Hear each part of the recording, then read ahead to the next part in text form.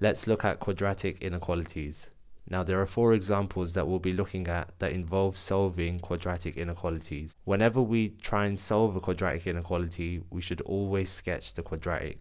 And so starting with the first example, we have x squared minus 2x minus 3 is less than 0. So if we focus on the quadratic, this is y equals x squared minus 2x minus 3. And so if we want to sketch this quadratic, we should first find the roots. So we're thinking of two numbers that multiply to make 1 times minus 3 and two numbers that add to make minus 2. Now those two numbers are minus 3 and 1, and so this quadratic can be factorized into the following. So the first bracket being x minus 3 and the second bracket being x plus 1. And therefore the roots that we have for this quadratic are x equals 3 and x equals minus 1.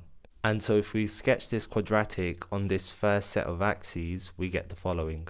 So we have the roots that have been plotted, and we know that this quadratic is a U-shaped curve because the coefficient of the squared term is positive, in this case it being equal to 1. And so if we sketch the quadratic, we then get our quadratic that looks something like this. Now this isn't an accurate sketch, but this is sufficient for us to then be able to solve this quadratic inequality. The quadratic that we sketched is y equals x squared minus 2x minus 3. Now if we make y equal to 0, that would be the horizontal line that represents the x-axis. And since we're looking at the quadratic when it's less than 0, then we're trying to identify on this graph where the quadratic is below the x-axis. In this case, the quadratic is below the x-axis between minus 1 and 3, and so we can see that the curve goes down below the x-axis and then back up. And so the solution to this quadratic inequality is all x values that are bigger than minus 1 but less than 3, since we can see that the quadratic is below the x-axis between these 2 points, but not including them, hence why the inequalities are strict. Now the second quadratic inequality is very similar to the first one, instead the sign has now switched over. And so this is the graph that we obtain. Now for the second quadratic inequality, we're looking at where the quadratic is above the x-axis. In other words, if we look at these two roots, we can see that the quadratic is above the x-axis for all x values that are bigger than 3, and we can also see that the quadratic is above the x-axis for all x values that are less than minus 1. And so the solution to this quadratic inequality is the following. So we want all of the x values that are less than minus 1, but also we could have all of the x values that are bigger than 3. And so in this case, we get two separate regions represented by two separate inequalities for the solutions to this quadratic inequality here. Now let's look at the quadratic in part C. So we have minus x squared plus 6x minus 5 is less than or equal to 0. Now to help us with solving this quadratic inequality, we should try and make the coefficient of the squared term positive. At the moment, the coefficient is minus 1, and so what we can do is the following. If we add x squared to both sides, take away 6x from both sides, and add 5 to both sides, we would then get that 0 is less than or equal to x squared minus 6x plus 5. And this can be written as x squared minus 6x plus 5 is greater than or equal to 0.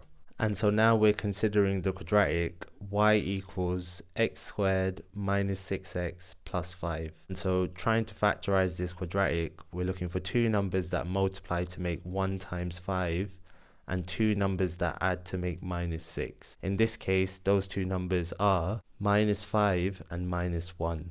And so we can rewrite this quadratic as y equals x minus 5 in brackets and x minus 1 in brackets. And so the two roots that we have are x equals 5 and x equals 1. If we now sketch this quadratic on this set of axes, we get the following. Now here's a rough sketch of the quadratic y equals x squared minus 6x plus 5. And the inequality we're considering is x squared minus 6x plus 5 is greater than or equal to 0, which we got after rearranging the original inequality. Now, this inequality is considering where this quadratic is above the x-axis or equal to it.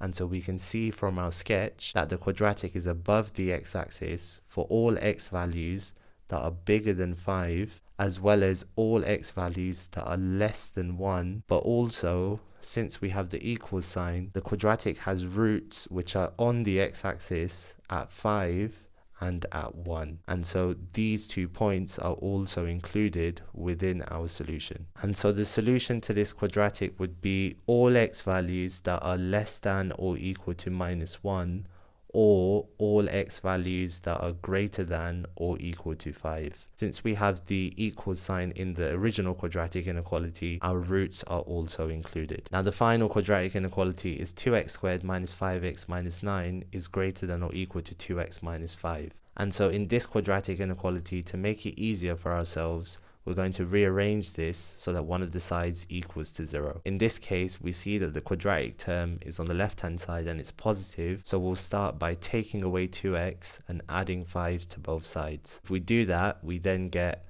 2x squared. Now minus 5x minus 2x becomes minus 7x, and then we have minus 9 plus 5, which becomes minus 4, which is greater than or equal to 0. And so now we're going to consider the quadratic y equals 2x squared minus 7x minus 4. Now to factorize this quadratic, we're looking for two numbers that multiply to make minus 8 and two numbers that add to make minus 7. In this case, those two numbers are minus 8 and 1. And so we end up with y equals 2x squared minus 8x plus x minus 4. Now to factorize this quadratic, we're looking for the highest common factor of the first two terms here and the highest common factor of the last two terms here. So in this case, we can see that the highest common factor of the first two terms is 2x, and then we're left with x minus 4, and the highest common factor of the last two terms is 1, and then we're left with x minus 4 again in the bracket. Now we're going to look at the highest common factor of the two terms here, which we can see is the bracket x minus 4. And so if we factorize that out, we have x minus 4 in bracket, and then in the second bracket we have 2x and then plus 1. Now working out the roots of this quadratic, we have x minus 4 equals to 0, so x equals to 4, and we have that 2x plus 1 equals to 0, and so x equals to minus a half.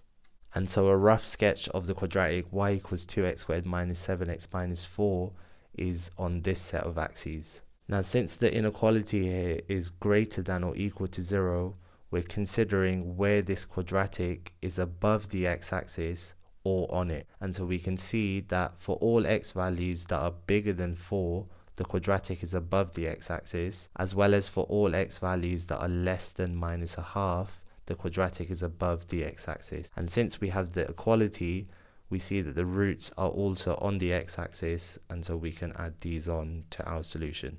And so the solutions to this quadratic inequality are all x values that are less than or equal to minus a half, or all x values that are greater than or equal to 4.